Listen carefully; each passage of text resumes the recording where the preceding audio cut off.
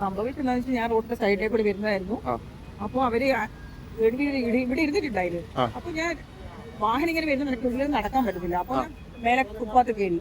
അപ്പൊ ഇയാള് എന്നെ കണ്ടവിടെ താഴെ ഇറങ്ങിയിട്ട് ഓടി വെച്ച് കൈ പിടിച്ച് പറിക്കുന്നു. കൈ പിടിച്ച് വലിക്കുന്നു. അപ്പൊ സ്വർണ്ണമാണെന്ന് വെച്ചിട്ടാണോ ഇത്? അങ്ങനെ ആയിരിക്കും എനിക്ക് തോന്നുന്നു. കഞ്ചാവ് മാനസികമായിട്ട് അങ്ങനെയല്ലേ കഞ്ചാവിന്റെ പറയുന്നു.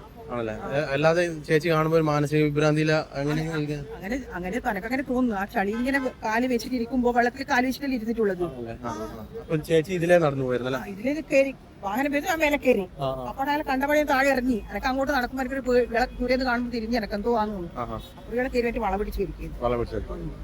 സ്വർണ്ണമാണോ? എങ്ങനെ? അവര് സംശയം കൊണ്ടോ എന്താണെന്ന് അറിയില്ല.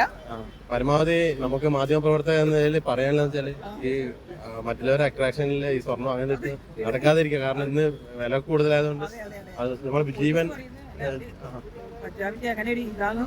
തന്നെയാണ്. അപ്പൊ പരമാവധി ചെറിയ മാലയൊക്കെ ഇട്ട് നടക്കുന്നത് നമുക്ക് പറയാൻ പറ്റും. കാരണം ഇന്നത്തെ അവസ്ഥ സമൂഹം അങ്ങനെയാണ്.